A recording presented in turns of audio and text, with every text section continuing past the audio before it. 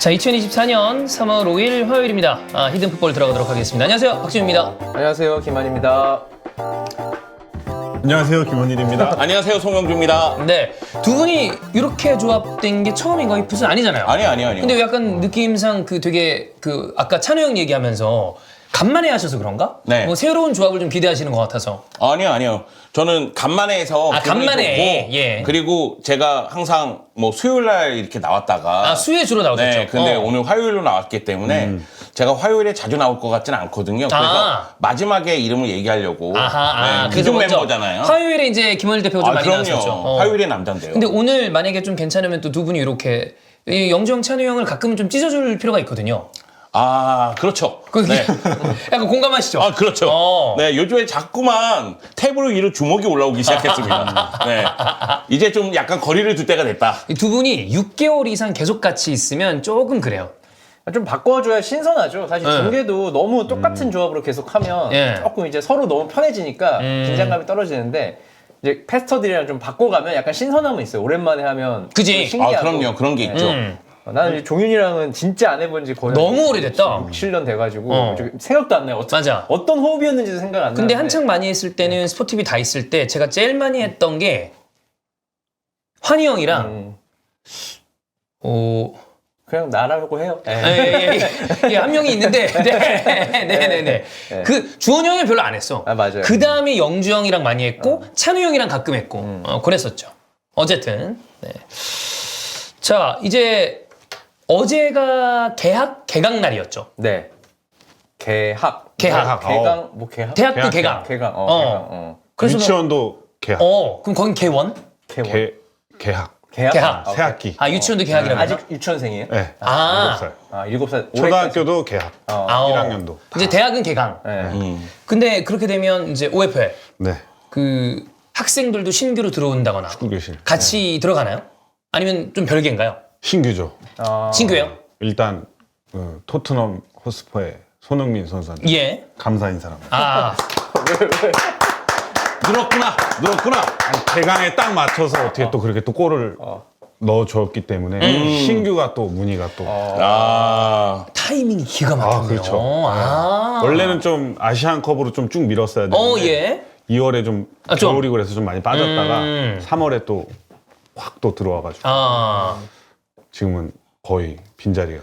아니 이게 보면 요즘에 이제 출산율이랑 이런 거 얘기 하도 많이 나오니까 아이가 줄고 있는 느낌은 분명 뭐 통계로 나타나잖아요. 근데 학생들은 또 축구하는 학생들은 늘었다는 얘기를 주변에 들어서 너무 많아요. 많아요? 요즘에는 필수. 다행이다. 축구는. 진짜 필수인 게 뭐 제 주변 또 제 친구 있으니까. 애들이나 뭐 이렇게 보면 뭐 나한테 물어봐. 자꾸 이 지역에서 유명한 축구지. 나 모르잖아. 내가 어떻게 알아 그 지역까지. 그래도 어느 정도는 좀. 근데 뭐 동대문에 유명한 그건 모르지. 축구지. 모르잖아. 그건 모르지. 자꾸 알려달래. 형은 노원에서 아는 거 아니야? 근데 여기는 또 유소년이 아니잖아요. 그건 아니잖아요. 그렇지. 18세기 때문에. 예. 그래서 정말 초등학생들, 유치원생 다니는 축구 교실은 주변에 많은데 요거를 되게 신중하게 고르더라고. 나는 그냥 일단 다녀봐. 한 번 다니고 뭐 좀 그렇죠. 별론 것 같으면 빼면 되니까. 근데 처음부터 되게 좋은데 뭔가 근데 뭐가 좋은 건지 나도 모르겠어 기준을. 그럼 물어보자. 좋은 축구 교실의 이 기본은 뭐라고 봐야 될까요? 일단 가까워야 한다. 집에 근접해야 집에 된다. 가까워야 되고 차량을 조금 타야 된다. 오. 10분 이내? 네, 10분 컷으로 또. 그러니까 너무 가야 되고. 오랫동안 가면 그렇죠. 좀 좋지 않다. 그 수속 능력이 얼마나 뛰어난지, 차량이 얼마나 미스가 안 나는지. 이게 시간 미스 안 나고. 그렇죠. 애가 그게 되게 나왔을 중요하구나. 때 태워서 안전하게 또 집까지 또 귀가시켜주는 그런 거 하고. 혹시 차량 몇 대죠? 2대입니다. 두 대. 두 대면 좀 커버되나요? 2대로 계속. 아하. 저희는 20분 이상은 차를 안 태우고. 오. 그래서 제가 들었는데 좀 잘 사는 동네? 집값이 높은 동네는 이런 게 온대요. 뭐야? 그 회비는 다 똑같잖아요. 우리 아들 먼저 내려달라. 우리 아들이 왜 뒤에 내리냐. 그러니까 이 루트가 있을 거 아니야. 근데 자기들만의 이게 분명히 이거 정거장처럼 그렇죠. 그걸 할 텐데. 네. 근데 내 아들이 손해보는 것 같아. 약간 요런, 그래서 조금 난 이해는 안 되는 거야. 얘도 없고 뭐 그런 상황을 모르니까. 그래서 근데 또 그 사람을 먼저 내려주면 누군가는 또 뒤에 내려야 되니까. 근데 그게 그러면 잘 사는 동네의 문제일까? 그 부모의 인성의 문제일까? 인성까지 가지 않겠습니다. 좀 말이 심했네. 그러니까 뭐 저한테 얘기해준 사람은 이게 좀 잘 사는 동네라서 동네마다 좀 그런 것 약간 같다? 유난인 것 같다라는 식으로 저한테 말했는데 이게 꼭 뭐 그거랑 상관없이 그냥 모든 축구 교실이 이런 걸 수도 있는데 그런 전화까지 받아야 돼 나는? 축구 교실 하는데 축구를 왜 이렇게 못 가르치세요라고 하면 내가 할 말이 있겠는데 내 아들을 더 먼저 내려달라. 요거는 조금 피곤하겠다. 그래서 이거 진짜 할 게 못 되는구나. 애기들 데리고 가는 건 골치 아픈 것 같아요. 요즘에 학부모 중에서 그런 분들이 조금씩 늘어나고 있대요. 그래서 초등학교에서도 점심 식사 나올 때 예. 우리 애는 중국 요리를 좋아하니까 중국 요리를 좀 많이 해주세요.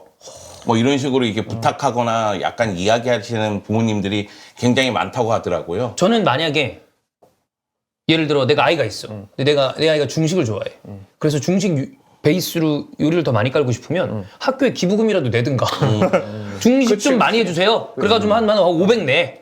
그럼 뭐 그렇게 하시죠. 라고 할 수 있을 텐데. 그러니까 학생이 뭐 3명, 4명이면 뭐 1명 정도 얘기 부탁 들어줄 수 있죠. 근데 이게 뭐 20명, 30명 단체 생활인데 네. 여기서 내 아이만 조금 더 편하게 다니게 해주면 누군가는 또 손해를 볼 수 있는 그리고 누구 거고. 옆에 있는 애는 일식을 좋아할 수도 있잖아. 그 책도 있어요. 괴물 부모의 탄생이라고.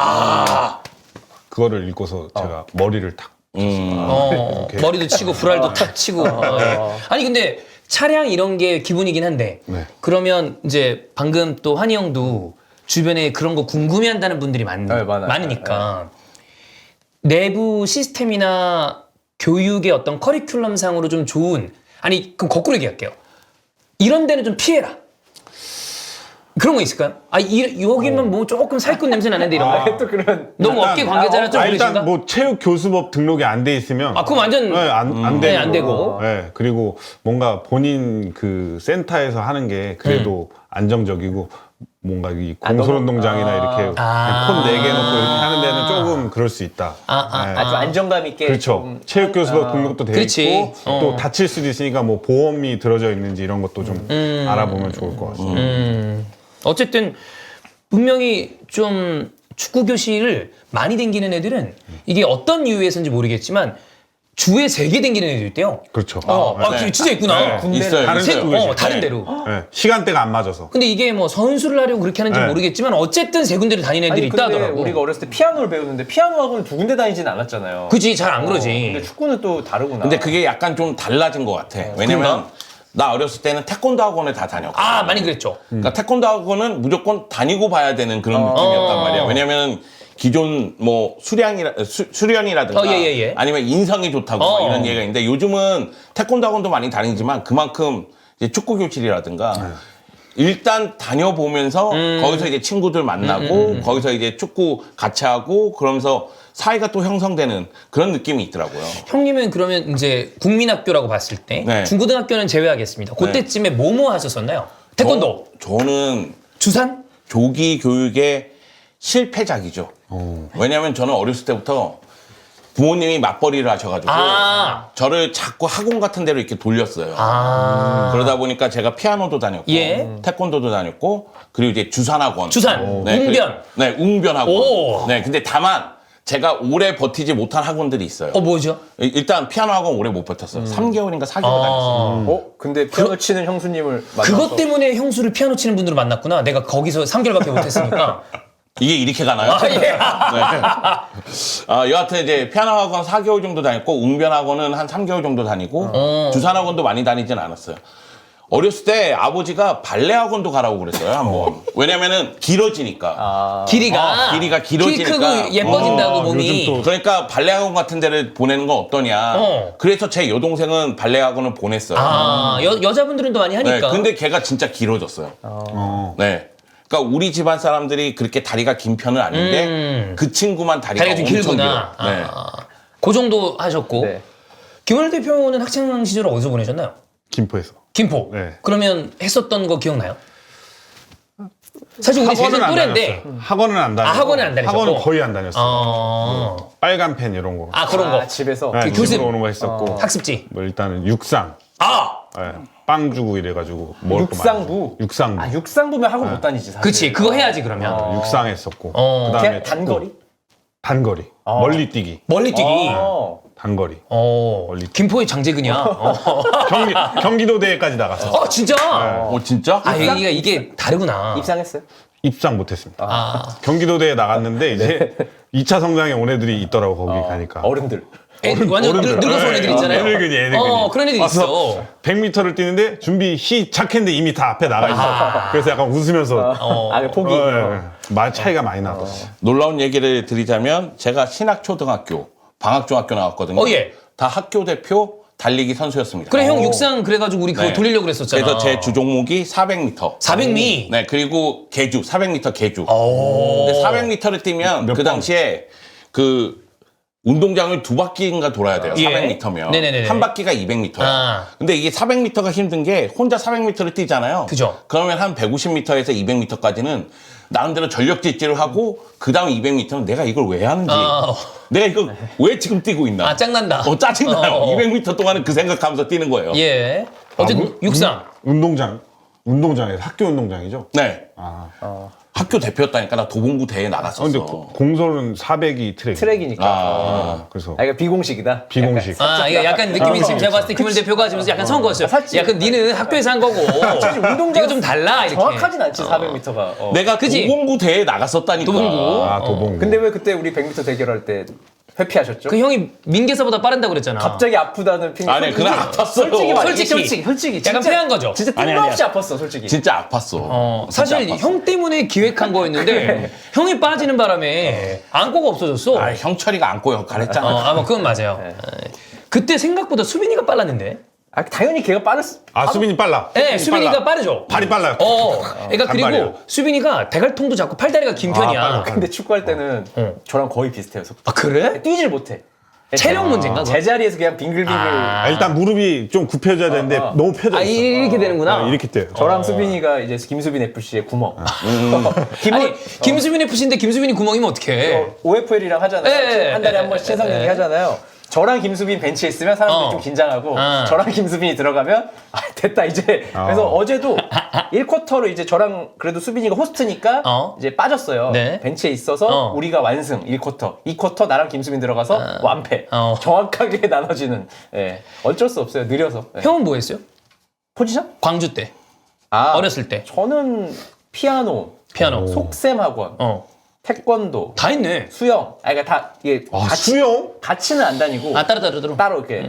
그래서 했고, 근데 제가 어렸을 때 운동하는 거 되게 싫어해서 억지로 운동 학원 같은 거 다녔어요. 그러니까 그냥 무슨 학원이라 그러지 그런 걸? 그냥 선생님이랑 오늘은 농구하고, 오늘은 축구하고, 오늘은 뭐 스카이 방방 그거 타러 가고 같이. 트램폴린 뛰고. 약간 놀이 학원이었던 것 그럼 같아요. 요즘에 누리 유치원 있어. 제가 활동성이 되게 떨어지는 학생이라서 좀 뛰게 하려고. 집에만 있으니까 그래서 도련님 느낌인데 이거는. 그거 광주 도련님이었잖아요. 그러니까. 집에 에스컬레이터 있었대. 무슨 집에 에스컬레이터가 있어. 진짜?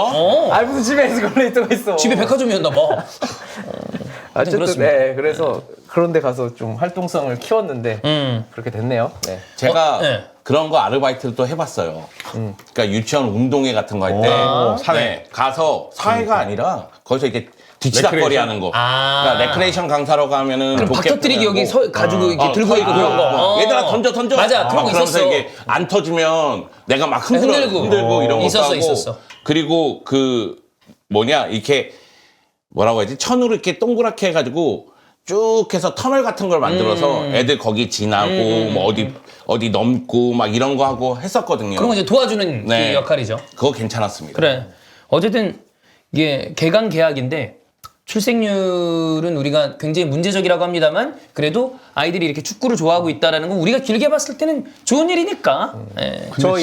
저 이번에 카타르 갔을 때 막 주변 사람들이 손흥민 사인 받아달라고 같이 있지 그쵸. 않냐고. 그러니까 뭐 받을 수 있어요. 나도 못 받고 있는데 지금. 형 옛날에 같이 소니랑 위닝도 하고 그랬는데 요즘 연락처 바꾼 지 오래됐죠? 바꾼 지 오래됐죠. 예. 그 직후에 바뀌었죠. 네. 근데 그거죠. 이제 카타르에 있으니까 뭔가 바로 다이렉트로 될 것 연결될 같다라고 생각해서 생각하잖아. 다른 모르는 분들은. 조금 뜬금없는 친구들한테 연락 왔어요. 야 사인 받아주면 잘 보고 있다 하다가 자기 아들이 손흥민을 너무 좋아하는데 사인 받아달라고 해서. 애기들이 다 좋아하지. 근데 뭐 받아주고 싶어도 받아줄 수가 불가능하니까. 없어서. 그래서 그리고 사실 종이에다 받아주는 게 애들이 좋아할까? 좋아하지. 엄청 좋아요. 좋아하지. 아, 그래요? 유니폼에는 못 미치지만 무조건 아니, 좋아하지. 유니폼을 뭐 줬으면 어떻게든 하겠는데 뭐 종이에다 받아주는 게 근데 요즘에는 그 학교에 축구 선수 사인 가지고 가면은 막 친구들이 엄청 좋아하죠? 예전에 막 딱지 이렇게 가지고 있는 사람처럼 대우를 받는다 그러고. 아. 그리고 지금 지금 어린애들이 축구를 엄청 하잖아요. 엄청 많이 한대요. 진짜. 풀뿌리 축구가 지금 시스템을 잡아놔야 되는 타이밍인데 저희는 느끼거든요, 현장에서. 축구가 진짜 오고 있다. 잡을 수 있다 느끼는데 아직 위쪽에서는 잘 모르는 것 같아요. 위에서 지금 이거를 딱 그 타이밍인데 딱 땡겨줘야 되는데 하여튼 그렇습니다. 그게 좀 네. 아쉽습니다. 여튼 이제 개강 계약에 맞춰서 아이들도 축구를 또 많이 한다고 하니까 이거는 조금 전에 얘기했던 것처럼 우리에게는 뭐 좋은 일이다. 네. 그리고 생활체육이나 이런 게 사실 국민 건강에도 도움을 많이 주기 때문에 네, 이거는 계속해서 좀 잘 인프라를 구축할 필요가 있다라고 생각이 듭니다. 자, 그럼 오늘 본격적으로 첫 번째 코너는 우리 썸네일에도 있었던 펩 얘기를 하려고 하는데 이게 PL 관련돼서 그 뭐 디애슬레틱이라거나 아니면 여러 그 매체에서 칼럼 같은 게 나오잖아요. 근데 다들 아시겠지만 그 구단에 유력한 저널리스트들이 있습니다. 근데 그 중에서도 맨체스터 시티 하면 잭 고헌이라는 사람 아마 축구 좀 그 딥하게 보시는 분들은 다 들어보셨을 거예요. 저희도 이 인용을 많이 하는데 맨시티 유스 시스템에 대한 이야기를 기사로 쓴 바가 있습니다. 근데 아마도 그럼 이제 그렇게 생각이 드는 거죠. 펩은 라마시아의 산물 중에 하나잖아요. 네. 그리고 그가 바르셀로나 B팀도 감독을 했고 라마시아에 있는 선수들을 끌어당겨서 바르셀로나를 한번 터뜨린 적이 있기 때문에 이 사람은 그 철학을 완벽하게 가지고 있다라고 해도 되겠죠? 그럼요. 그뿐만 아니라 맨체스터 시티가 펩 가르디올라 감독을 영입했을 때는 바르셀로나의 라마시아 시스템도 같이 뿌리 내리려고 아하. 바르셀로나의 몇몇 선수 운영진을 데리고 왔었죠. 뭐 베리스타인도 그렇고 네. 다 그 뭉탱이로 데려온 거 아니에요? 그렇죠. 네. 그러니까 그런 걸 생각했을 때 지금 맨체스터 시티의 유스 시스템이 맨시티판 라마시아다. 뭐 이런 이야기도 하고 하나 봐요. 그래서 그거를 좀 가져와 봤습니다. 일단 그러면 그걸 봐야 될 거 아니에요? 맨시티 지금 현재 유스 시스템이 탑클럽이랑 어떻게 다른가? 요게 이제 좀 나와 있습니다. 맨유랑 비교를 했어요. 또 맨더비에서는 이제 심창민 씨가 와서 제가 이제 채팅창에 그런 걸 봤습니다. 야, 살다 최강창민이 깡소주 마시는 걸 다 본다. 네, 나도 깜짝 놀랐어. 저도 좀 되게 놀랐다. 그런 느낌이 있긴 했었는데 어쨌든 근데 네. 요 얘기는 드려야 될 것 같아요. 예. 이게 그냥 맨체스터의 라이벌이니까 맨유를 비교하는 게 아니라 사실 조금만 시대가 앞서 있다고 보면 과거로 돌아가면 맨유의 유스 시스템이 맨시티보다 훨씬 앞서 있었다는 평가를 들었어요. 좋은 선수들 거 많이 네, 나왔으니까. 우리가 생각하는 그 맨유의 레전드들이 퍼거슨의 아이들, 네, 뭐 이런 거기 친구들도 아이들이 그렇고. 다 거기서 배출이 됐으니까 그렇기 때문에 아마 지금 상황에서는 맨시티가 조금 더 앞서 있는 건 아니냐 해서 맨유랑 비교하는 걸 겁니다. 길게 봤을 때 보통 이런 유소년 시스템은 10년, 20년 투자해서 한참 뒤에 이제 막 조금씩 올라오고 이런 걸 기대하고 길게 보는 거 아니에요? 그쵸. 단기간에는 거의 불가능하다고 봐야 되고 돈 넣는다고 바로 나오는 게 아니니까. 체질 개선을 해야 되고 이게 또 가능한 이유는 이 펩이 맨시티에 자기가 오래 있을 자신이 있기 때문이에요. 만약 예를 들어서 내가 감독 왔는데 날마다 불안해. 근데 그 유스 시스템을 감독이 직접 뭔가 조언을 해준다든지 안 되지. 아니면 이렇게 만들자고 제안을 한 가능성이 없잖아요. 그러니까 펩이니까 가능한 거고 뭐 그게 가능한 감독은 저는 몇 명 없다고 봅니다. 소수죠. 네. 요즘엔 특히나 더 없는 것 같아. 근데 한국 대표팀 감독 차비는 어떤가요? 선임할 때 예? 차비라는데 여기서 왜 차비가 나와? 아니 이제 또 그 사람도 라마시아 출신이기도 하고. 그럼요. 네. 라마시아 출신이고 라마시아에 대해서 굉장히 잘 알고 있기 때문에 예. 지금 이 상황에서 뭐 쿠바르시라든가 라민 야말이라든가 라마시아 출신 선수들을 대거 또 기용을 하고 있고 그것이 팀에 도움이 되고 있는 것도 분명한 사실이니까요. 다만 이제 성적을 내야 되는데 그죠. 그 부분에서 좀 아쉽고 다만 차비 감독이 그만둔다고 얘기한 다음에 7경기 무패긴 합니다. 네, 지난 빌바오전 개판이었지만 네, 무패긴 합니다. 그 김원일 대표가 있었던 구단에서 뛸 때 그 구단 유수 출신이 올라왔을 때 뭐 특이성이라거나 독특한 부분이라거나 이런 게 좀 있나요? 뭐 그런 거는 없는데 네. 이제 경기를 보니까 유스 아이들 예. 유스 아이들이 이제 그 관중석에서 경기를 항상 매 경기 보니까 근데 그 친구들이 볼 때 이런 생각을 한대요. 졸라 못한다. 프로 선수들. 그렇게 자기가 생각해요? 경기를 바로 뛸 수 있을 것 같다는 생각을 진짜? 맞아. 네. 그렇게 그런 생각하는구나. 저는 그런 생각을 한다는 것 자체가 좀 충격이었어요. 아니, 우리도 못하긴 K를 못했는데. 보면서 실수하면 왜 저렇게 못하냐? 진짜 못하네. 내가 저기 뛰면 저건 안 할 텐데라고 하지만 막상 들어갔을 때 그 관중의 중압과 이런 걸 모르는 거지 애들은. 그냥 정말 조용한 경기장에서 감독 선생님 지시들 야 오른쪽으로 뛰어 그러니까 오른쪽으로 뛰고 이런 거 위주로 옛날에는 지금은 안 그러지만 옛날에 그런 식으로 했기 때문에 그런 생각하는 그 애들 막 캐릭을 보면서 막 욕하고 그래요. 예. 그래서 저도 뒤에 관중석에서 네. 봤을 때 뉴스 애들 앉아있으면 자기네들끼리 쏙쏙쏙 하는구나. 평가 엄청나게 많이 해요.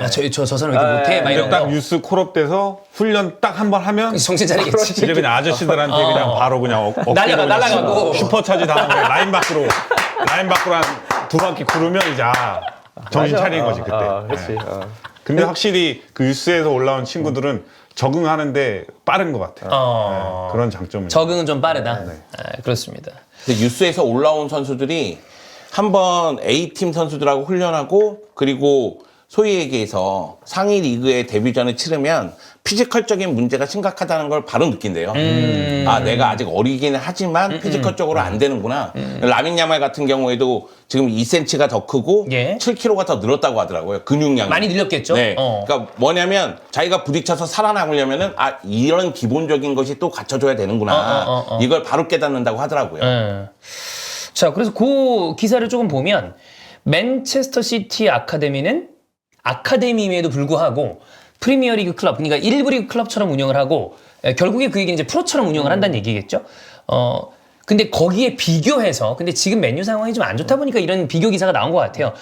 맨유는 좀 덜 엄격하고 대신에 개성, 재능 요런 데 초점을 맞추는 데 반해서 맨시티는 아예 얘네들은 이제 프로처럼 그러니까 좀 더 엄격하고 훨씬 더 잣대를 높게 들이댄다는 얘기겠죠. 빡빡하게 하는 빡빡하게. 거죠. 맨유는 예. 좀 즐겨라. 근데 이게 정답은 없어요. 맨시티가 옳다고 보기 맞아. 어려워요. 사실. 맞아. 네, 12세 여기 기준을 12세를 잡았는데 예. 뭐 어떤 사람들은 12세한테 뭘 그렇게 또 엄격하게 하냐. 개성을 키워야지라고 말하면 틀리다고 말은 어렵거든요. 네. 그런데 이제 그런 거죠. 라마시아하고 똑같은 시스템인데 어렸을 때부터 프로의식을 심어주는 거예요. 그러니까 너의 플레이 자체는 개성적으로 해. 필드 위에서는 네가 이 포지션 한번 뛰어보고 이 포지션 뛰면서 어디가 더 잘 맞고 너의 개성이 더 어느 포지션에 어울리는지 그런 부분에 대해서 평가를 하지만 일단 이 팀에서는 프로의식을 가져야 돼. 너는 팀의 일부분일 뿐이야. 이걸 심어주는 건데 맨체스터 유나이티드 같은 경우에는 감독이 바뀌었잖아요. 그렇죠. 그리고 테나그 감독도 뭐 아약스에서 경험해 본 바가 있기 때문에 유스 시스템의 중요성에 대해서는 잘 알고 있지만 네. 테나그 감독도 지금 흔들렸잖아요. 흔들리죠, 지금도. 그러다 보니까 이 유스팀 체계를 잡기가 쉽지는 않았을 겁니다. 반면에 페카르디올라 감독은 온 지가 꽤 됐고 계속 성공 가도를 달렸고 지금 7년, 8년 돼가고 있으니까. 그러면서 이 시스템을 아예 좀 구축해 놓은 것이 아닌가. 김원일 대표가 보시기에 아이들 가르쳐 봤을 때 좀 풀어주는 게 좋은가요? 아니면 사람 애들마다 다르겠지만 기본적으로 그냥 개인의 경험으로 봤을 때 좀 엄격하게 대했을 때가 결과가 좋은지. 저는 엄격하게 대하고 그래요? 혈압을 잘 해야 되는 거죠. 이게 네, 쥐락펴락. 쥐락펴락을 잘 해야지 너무 또 지면은 애들 또 도망가니까. 애들이 또 튕겨 나가니까. 이게 계속해서 이제 그 등록을 해야 되는데 이제 등록을 안 하는 수가 생기는 거예요. 그렇죠. 취미만은 좀 그런데 이제 선수를 선수만. 하는 친구들은 확실히 쥐락펴락을 해야 되고 저 같은 사람이 이제 지도자를 하면 좀 그 마음을 이해를 못 하는 것 같아. 얘가 왜 이 선수 때 좀 예. 멘탈이 좀 강한. 고생을 많이 하셨고 또 그걸 다 이겨냈으니까. 그걸 이겨낸 거 이해를 못 하는 거지. 얘가 왜 힘들어할까? 이 포인트를 못 잡아주는 거야. 나는 해병대 갔다 와서 그치. 프로 됐는데. 그치. 군대 갔다 오고 대학에서 그냥 갔다 이해를 오고. 못 하니까 그래서 오히려 그 유소년 지도자들이 그 아마추어 때 놀아보던지 아니면 열심히 안 했던 친구들이 굉장히 잘하더라. 그 마음을 좀 이해해주고. 그래서 얘가 지도자를 해? 10년, 20년씩 하는 친구. 왜냐면은 잘 스트레스 안 받고 이해를 하니까. 근데 저 같은 경우는 얘가 만약에 뭐 운동을 열심히 안 해. 그 이해가 안 돼. 이걸 열심히 안 하나? 이거 해야 되는데 왜 안 돼? 이 친구를 말로써 설득할 수가 없는 거죠. 그 실력적으로도 이거는 뭐 너무 맨날 나오는 예인데 앙리가 맨날 그랬대잖아. 야 이거 못 제껴? 그 지는 다 됐으니까 그런 것도 약간 그렇죠. 비슷한 맥락이 맞아요. 아닌가라는 생각이 드는데. 이 얘기를 축구 뒷담화에서 하긴 했었는데 네. 제가 예전에 과외로 돈을 좀 많이 벌었을 때가 있어요. 그때 제가 이제 국민대 다닐 때인데 서울대 다니는 애들만큼 과목당 가격을 되게 세게 매겼어요. 네, 그래서 제가 그때 돈을 좀 만졌었는데 그때 제가 얘기한 게 그겁니다. 반에서 5등 안에 들면 서울대 출신들에게 과외를 받으라고. 나한테 올 이유가 없다고. 오지 마라. 근데 반에서 30등 바뀌면 제가 하는 게 맞다고. 제가 원래 대학이 용인대부터 시작했어요. 근데 올라왔다. 올라왔어요. 그래서 성적을 어떻게 올리는지 알고 있다고. 근데 서울대 출신들은 워낙에 공부를 잘해서 성적을 올리는 거가 아니라 아예 그냥 1위를 다투는 거에 대해서 알고 있지. 좀 상위권. 네. 그래서 제가 그때 좀 잘 나갔습니다. 부모님들이 되게 좋아하고. 이렇게 과외로 잘 나갔던 친구가 종찬이? 종찬입니다. 3, 40등 하던 친구들을 종찬이가 맡으면 10등 근처까지 올리는 거예요. 아, 그래요? 그러니까 학부 형들이 너무 좋아하는 거야. 근데 저는 20등 안에 들어가면 예. 그만뒀습니다. 빨리 놓는다. 근데 그러면 내 주제를 알라. 괜찮다. 되게 웃긴 게 이게 소문이 금방 나요. 학부 형들한테. 네, 학부형들 그래. 사이에 40등 하던 애가 20등 안으로 들어오면 41등, 2등 다투던 애가 있을 거 아니에요. 예. 걔 이상해. 걔가 20등 안으로 들어갔어. 이걸 자기 엄마한테 얘기하면 그럼 과외 선생님 누구니? 종윤이 어머니 혹시 과외하세요? 그럼 과외하고 있는데 괜찮아요. 이러면 이제 그 집으로 넘어가는 갈아타고. 겁니다. 네. 그러면 계속 회피하는 과외 생활이 되는 거예요. 왜냐면은 20등 안에부터는 정말 얘가 좀 미친 듯이 공부를 할 잘해야 필요성이 되니까. 있거든요. 근데 그러면 이제 그렇게 되는 거 아닌가요? A라는 학생을 20등으로 옮겨놔서 그다음에 이제 B라는 학생을 갈아탔는데 B가 20등으로 하면 A가 다시 40등으로 가고. 그렇지, 역전하고. 다시 부르는 데도 있어요. 예, 알겠습니다. 어쨌든, 근데 여기에서 저는 핵심적인 얘기가 여기 있다고 봅니다.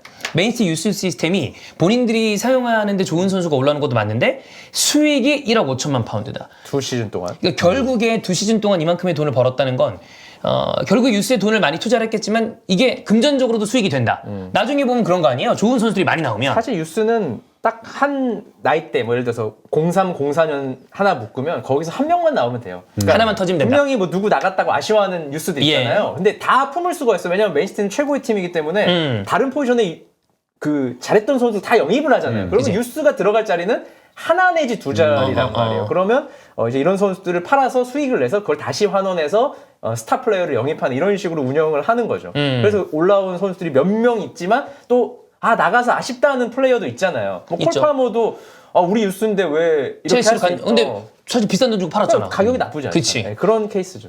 그래서 이 유스 시스템에서 배출한 선수들이 A팀에 들어와서 말 그대로 뭐 메시급 활약을 하거나 팀의 중심 역할을 해주기를 원하지만 그러지 못한다 할지라도 이게 실패라고 보긴 그치. 어렵다. 예. 왜냐하면 제가 라리가 얘기할 때 그런 얘기 많이 해요. 라마시아 출신들 그리고 레알 마드리드 유스 출신들 이 선수들이 어떻게 보면 라리가를 버티게 하는 그런 재능들이다. 그러니까 한때는 재능이라고 불렸지만은 나이가 들면서 기대만큼 성장을 못했네. 이런 선수들이 뭐 오사수나라든가 다른 팀에 가서 에이스하고 선발로 올라오면서 그죠. 또 빛을 발하는 그런 경우가 네. 있거든요. 그런 경우들이 많이 있으니. 네. 그래서 이제 제코는 그런 얘기를 했습니다.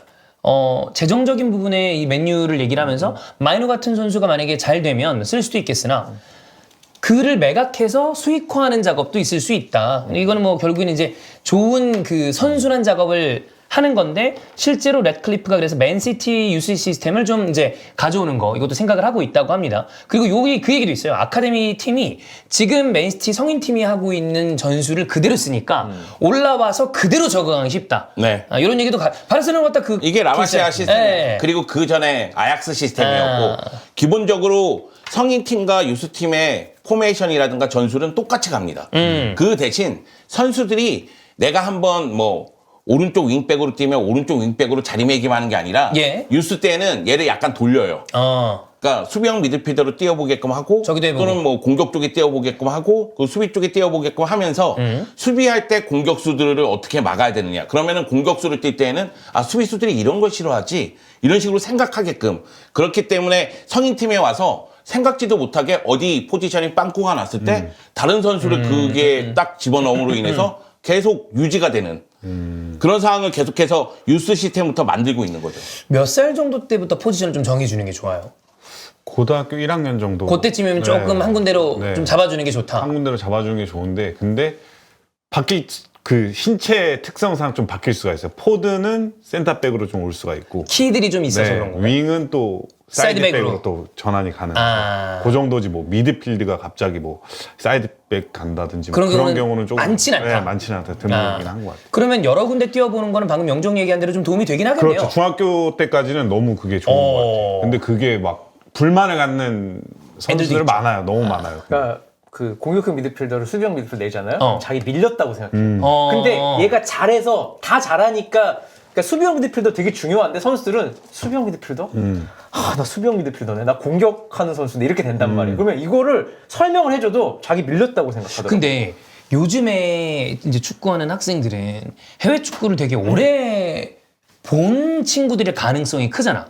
그러면 그들은 그래도 그냥 내 단순한 생각으로는 축구를 좀 봤으니까 이제 수비형 미드필더가 얼마나 중요한지 그리고 난 그 생각도 할 것 같거든요. 예를 들어 우리나라 선수니까 우리 대표팀이 목표야. 원대한 목표. 대통령이 목표인 것처럼.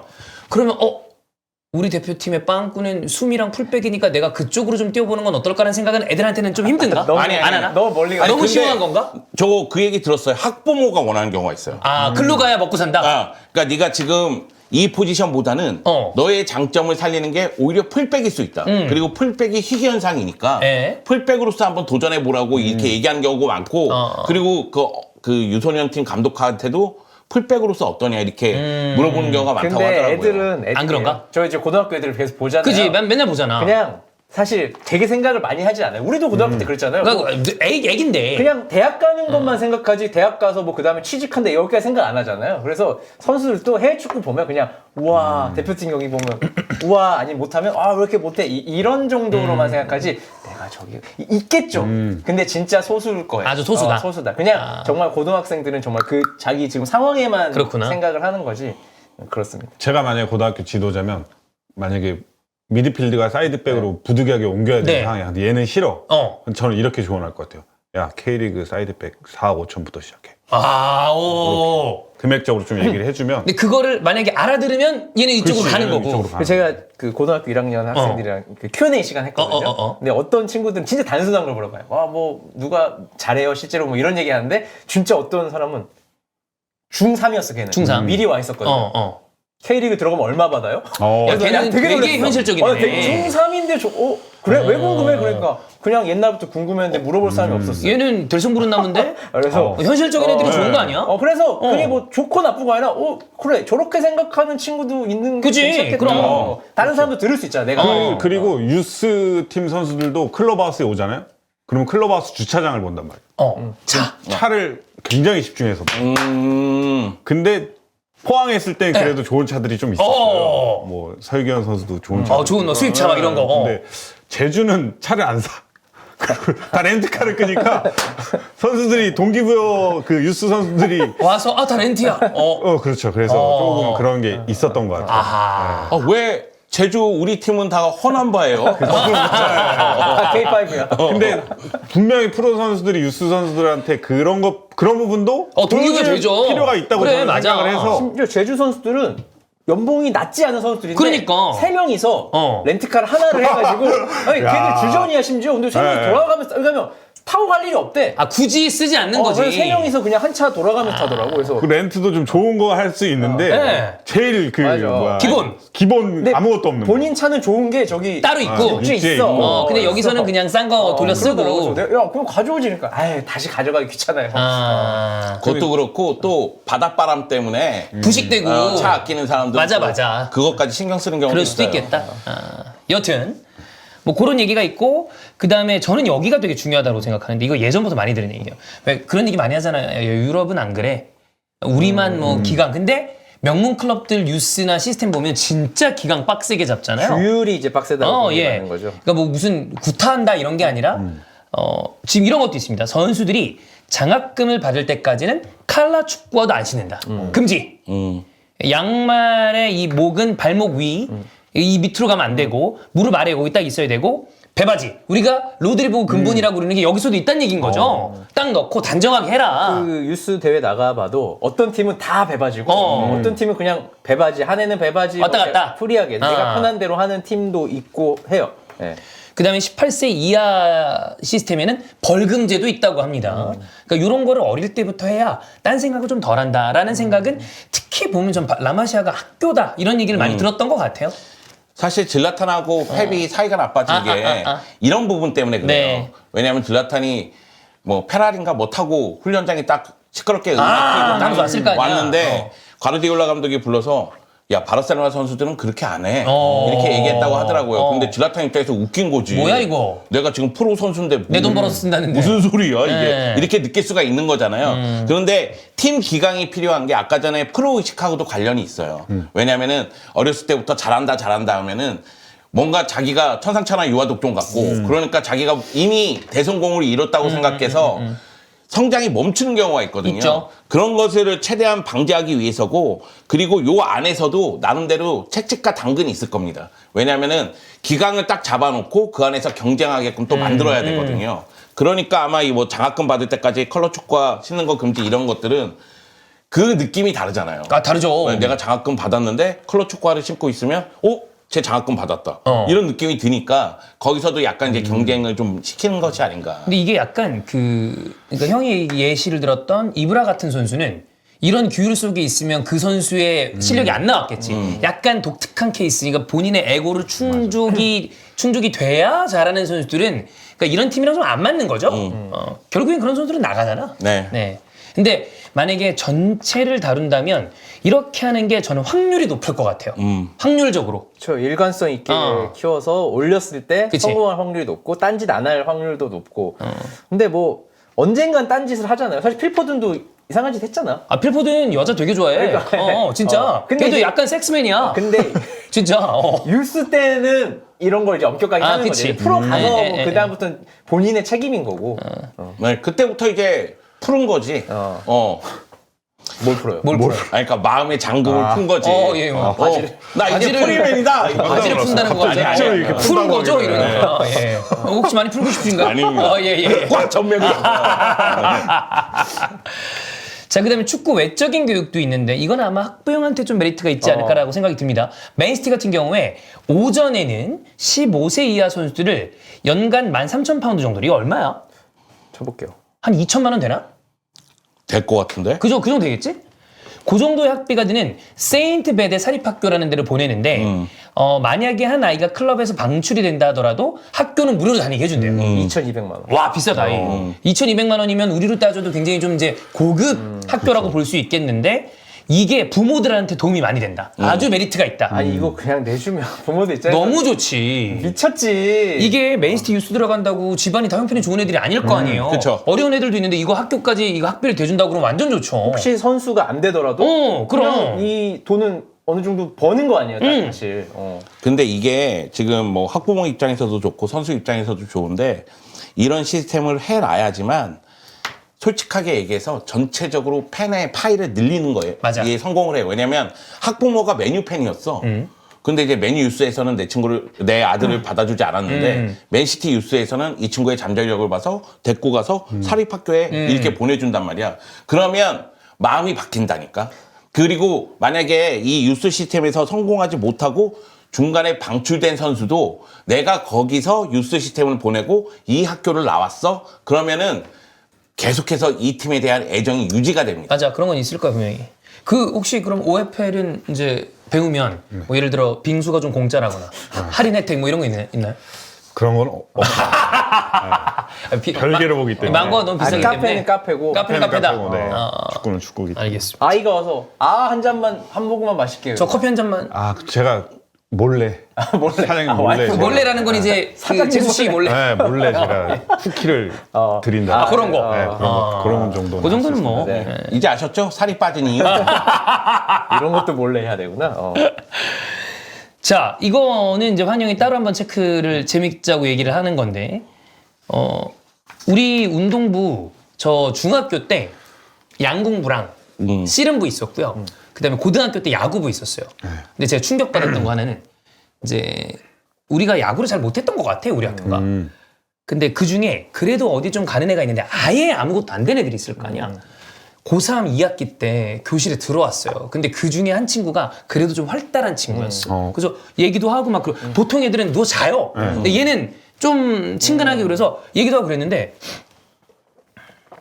그 친구가 좀 그랬는지 모르겠는데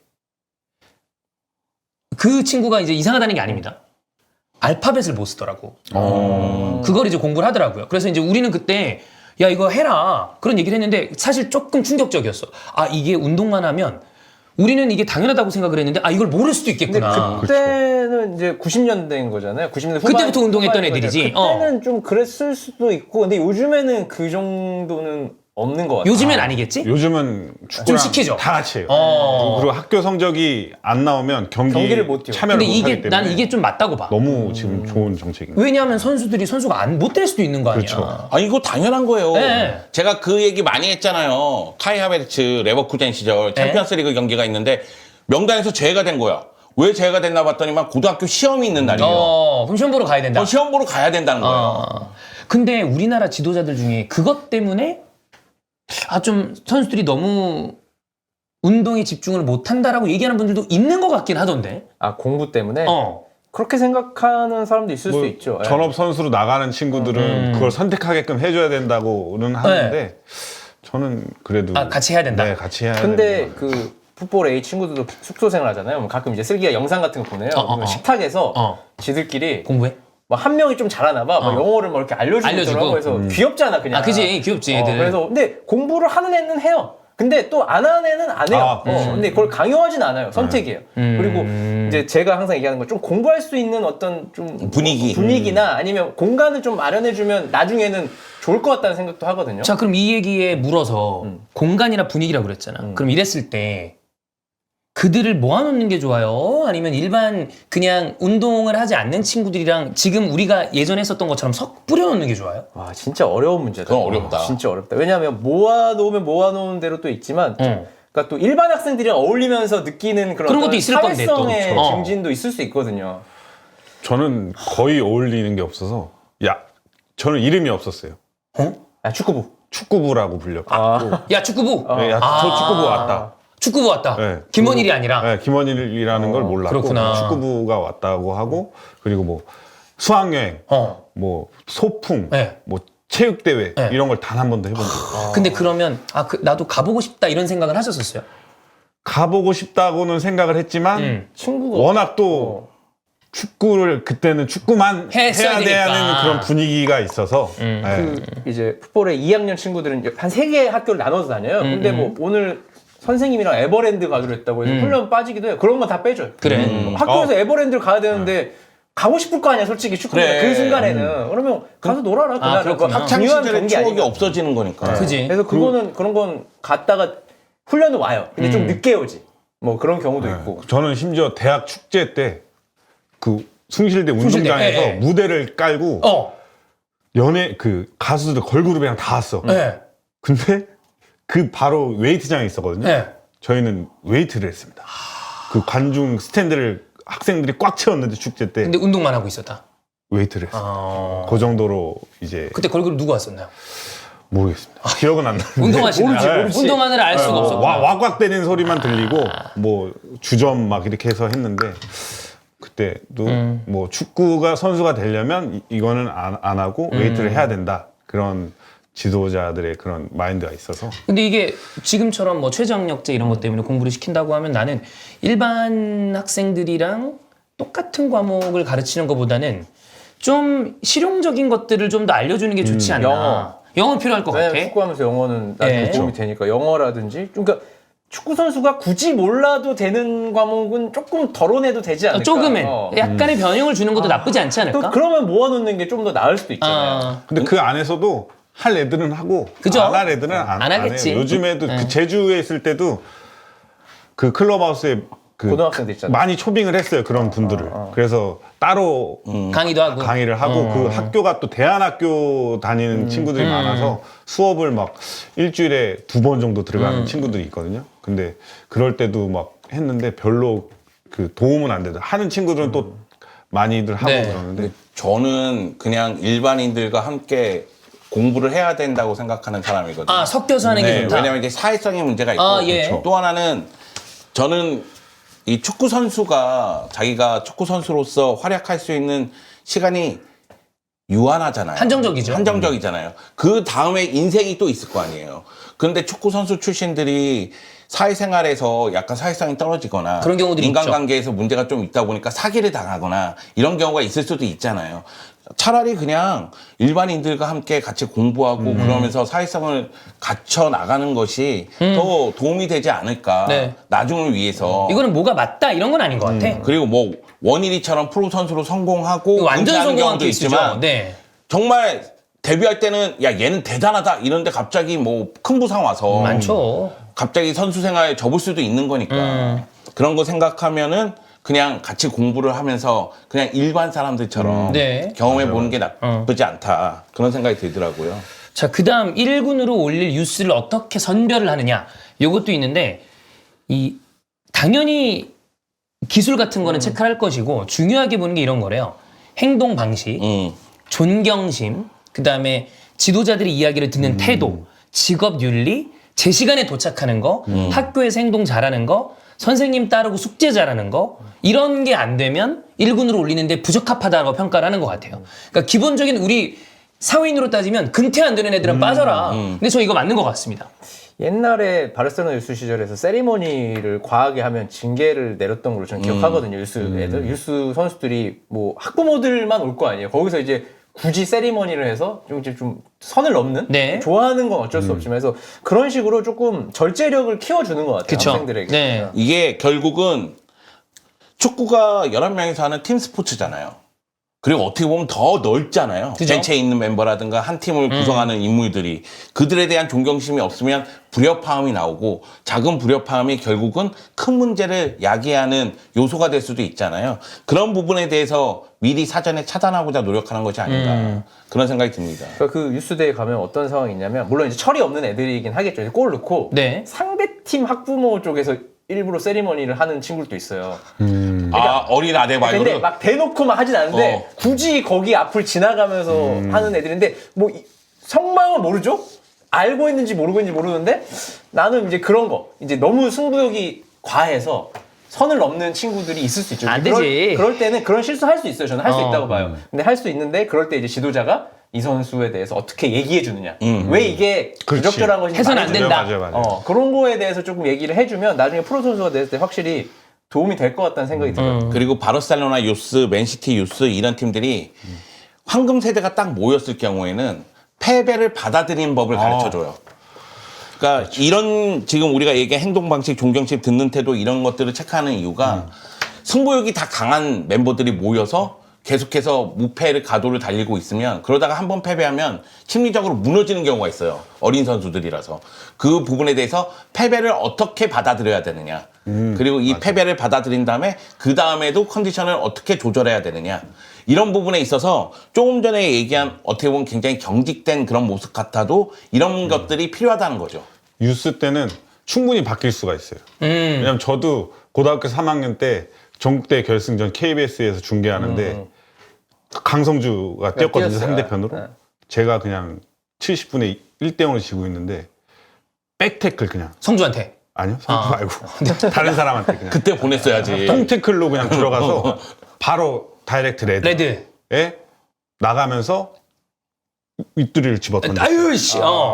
그러고 나서 이제 후폭풍이 오는 거죠. 그러면서 이게 잘못됐다는 거를 이게 안 되는구나. 이게 진짜 안 되는 행동이라는 거를 배웠어요. 그때 그냥 욱해서 한 거였을 거 그렇죠. 아니에요? 욱해하고 이렇게 해도 되겠지라고 생각을 했죠. 결국은 너만 손해거든. 그치. 저만 본인만 손해야. 이게 아무도 도움이 안 돼요. 저는 그때 너무 뼈저리게 느껴서 그 이후에는 다이렉트 빨간색은 안 근데 받았던. 진짜 뼈저리게 느꼈을 것 같아. 성주가 얘 만날 때마다 그 얘기를 맞아. 해.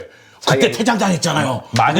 만약에 지금 시대에 제가 그 행동을 했다고 하면 아마 한국 축구에서 매장당했을 그 거예요. 결승전이면 중계됐겠네요. TV. KBS 그럼 이거 짤방 올라오지. 자료 없어. 제가 다 찾아봤어요. 없앴어요? 아마 없을 거예요. 근데 아마. 성주가 집에 CD로 있다는 얘기가 있을 수도 있어. 네. 근데 계속 내가 갖다 달라고 근데 했거든. 거의 막 그 화질을 지지직. 누가 누군지 모르는 그런 느낌의 화질이기 때문에 그때는 진짜 제가 유튜브에 김원일 인성 논란 나오면 성준지 아세요?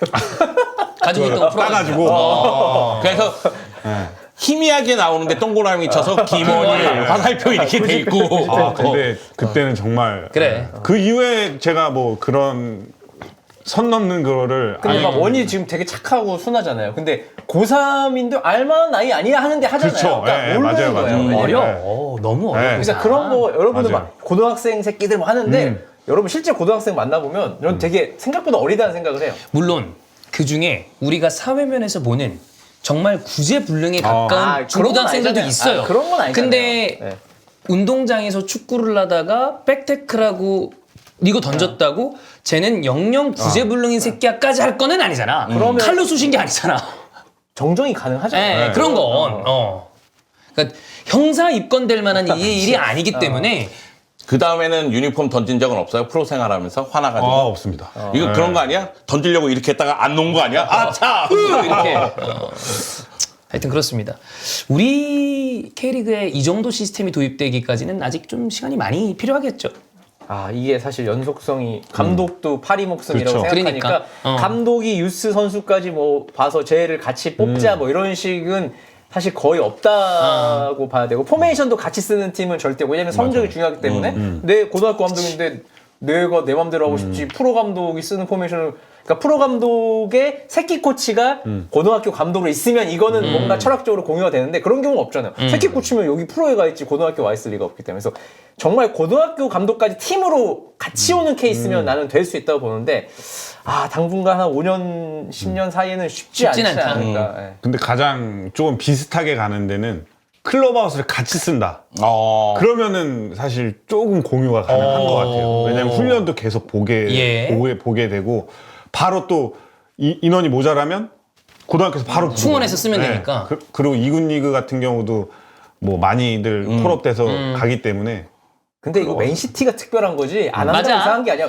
다른 아래 팀들도 못해. 맨시티도 결국에는 바르셀로나라는 대단한 시스템을 또 이식해오는 과정에 이런 좋은 결과가 있는 거니까. 사실 아약스부터 이 유스 시스템이 예. 뭐 바르셀로나도 받아들이고 그리고 이제 맨시티도 받아들이고 있지만은 이 시스템이 좋다는 걸 다 알고 있어요. 근데 이거를 실현시키려면 역시 이제 투자가 또 이루어져야 그쵸. 되고 시간이 필요하니까 쉽지 않은 거죠.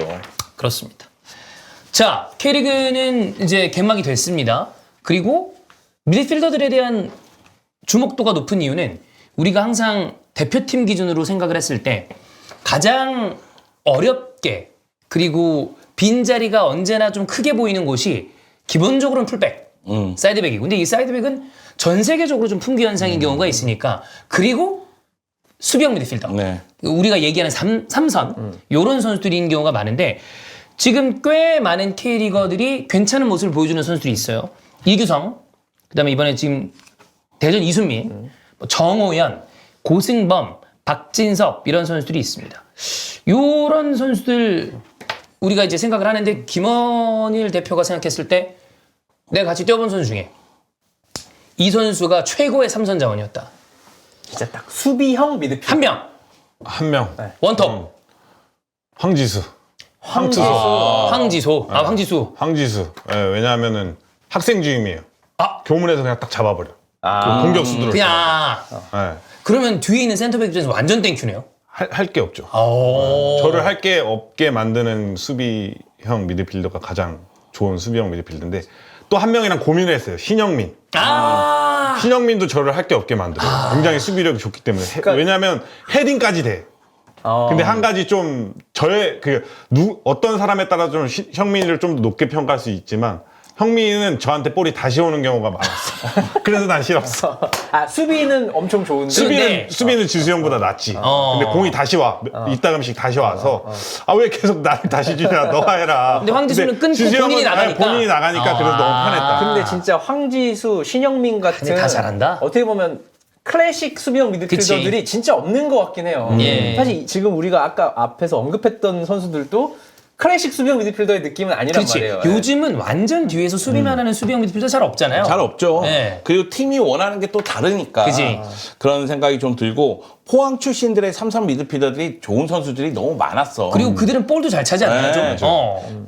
그런데 이제 형일이도 그렇고 그리고 원일이도 그렇고 이야기하는 거 보면 센터백인데 볼 터치를 정말 싫어하는 거야.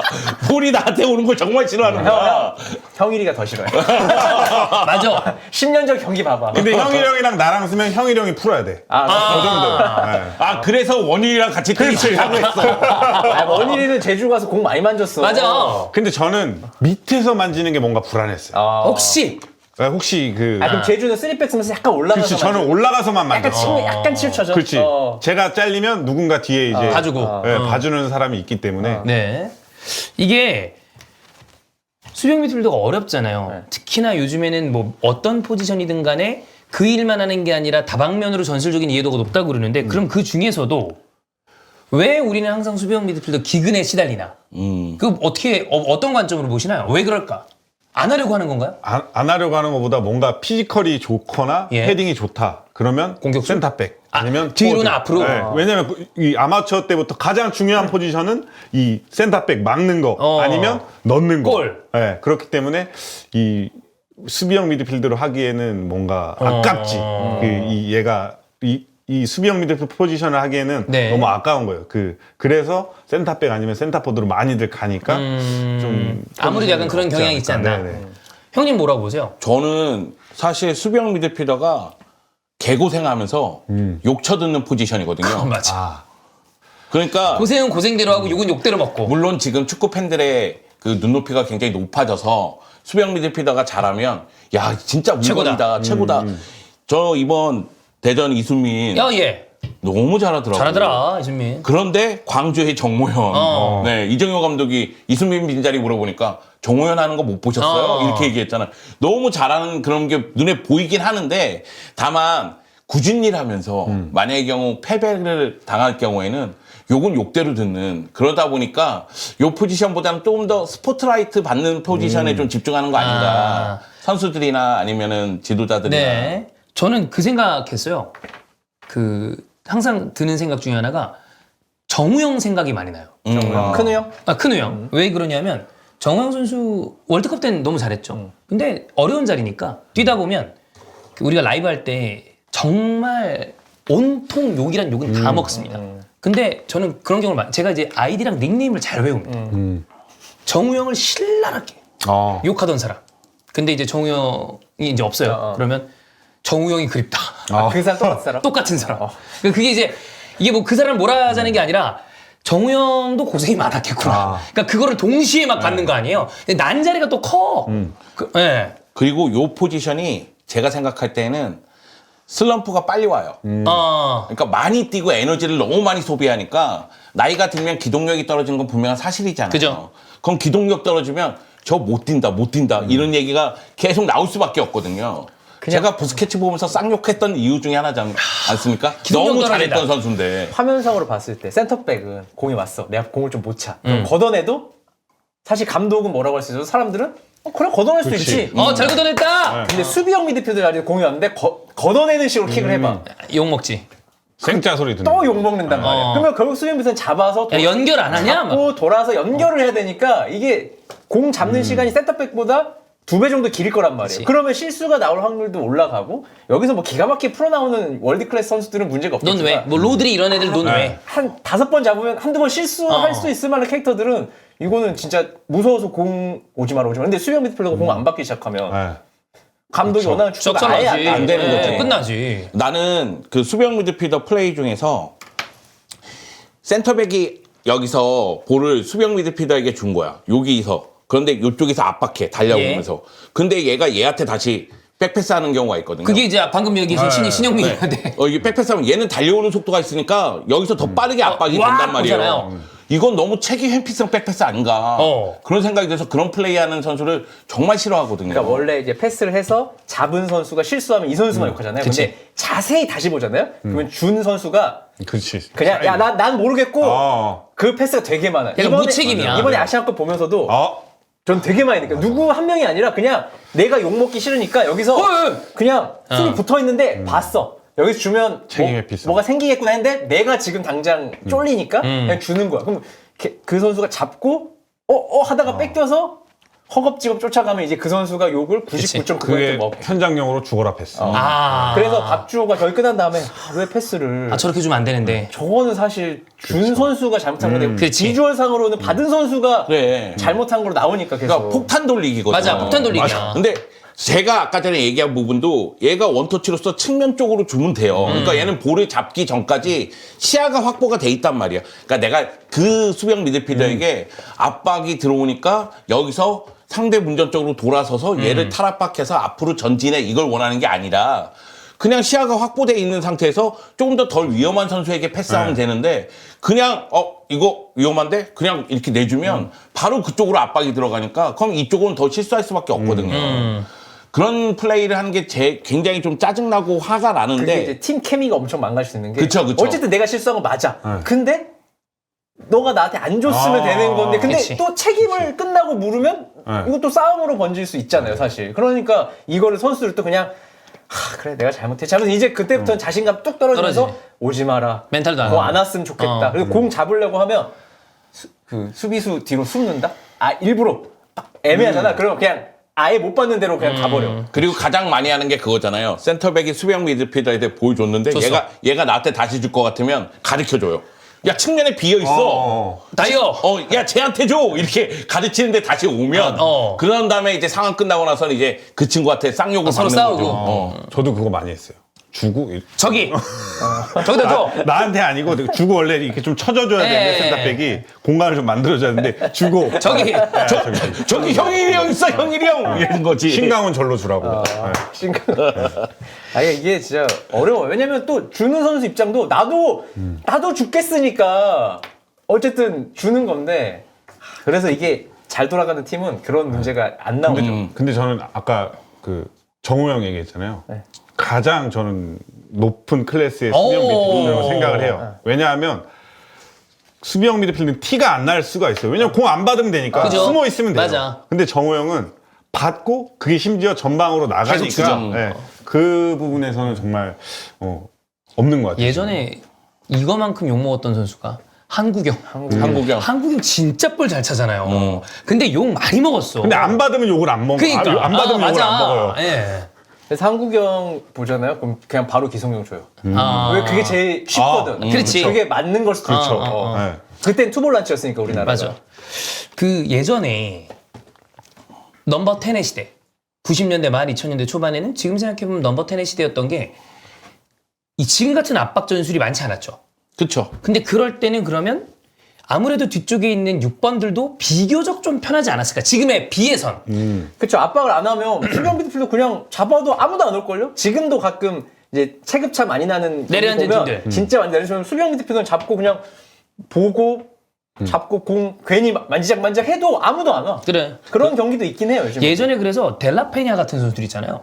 엄청 뒤쪽에 잘했죠. 있었는데 패스를 그 별명이 붓다였어. 이거 부처님처럼 다 본다고. 근데 돌아보면 압박을 안 해. 그러니까 그게 패스가 나갔던 거야. 아니, 물론 그 아리고사키 시절 이후로는 압박이 이루어졌죠. 그죠. 그런데 문제는 뭐냐면 넘버 10의 시대에는 압박의 선이 밑에 있죠. 그렇지. 그러니까 넘버 10이 중요한 거죠. 왜냐면 넘버 10은 상대 진영에서 볼을 잡고 그 압박선을 뚫어서 그 수비수 라인을 풀어야 되니까. 그래서 수비형 미드필더들에게 중요하게 여긴 건 공격 전개 상황에서의 패스보다는 상대의 넘버 10을 막아내는 거죠. 그런데 여기서 약간의 변화가 있다면 90년대 초반에 요한 크루이프가 팻 가르디올라를 수비형 미드필더로 세웠을 때는 얘한테 패스만 하라고 했거든요. 네 주위에 2명의 보디가드를 붙여줄 붙여줄 테니까 테니까. 너 패스 잘하도록 네. 너는 앞으로 볼만 제대로만 전달해. 이거를 맡기는 그런 모습이 있었고 그러면서 수비형 미드필더들도 이제는 1차 패스에 대한 그런 게 매우 중요해지는 그런 상황이 있는데 그래서 그 우리 K리그 수비형 미드필더들을 더 키우려면 압박을 많이 받아야 돼. 그러니까 내려선 팀이 많으면 안 돼. K리그에. 그렇지. 그러면 수비형 미드필더들은 경쟁력이 떨어져. 그냥 잡고 여유 있게 해서 그냥 센터백처럼 공 차도 상관없는데 이제 우리나라도 나름 전술이 발달해서 요즘에 압박을 막 하니까 많이 하죠. 수비들도 이렇게 내가 여유를 찾아서는 안 되겠구나 해서 이제 좀 기술들도 발달하고 방법을 찾아가는 거기 때문에 그래서 이제 리그 수준이 높아야 대표팀에도 같이 좋은 올라가지. 수비형 미드필더들이 나올 수 있는 건 사실이죠. 그 조르지뉴 머리는 좋잖아요. 근데 얘가 압박에 취약하잖아요. 근데 아스날에 있으니까 옆에 라이스 있으면 조르지뉴 장점만 나와. 그러니까 이런 전술적인 선택도 중요한 것 같아요.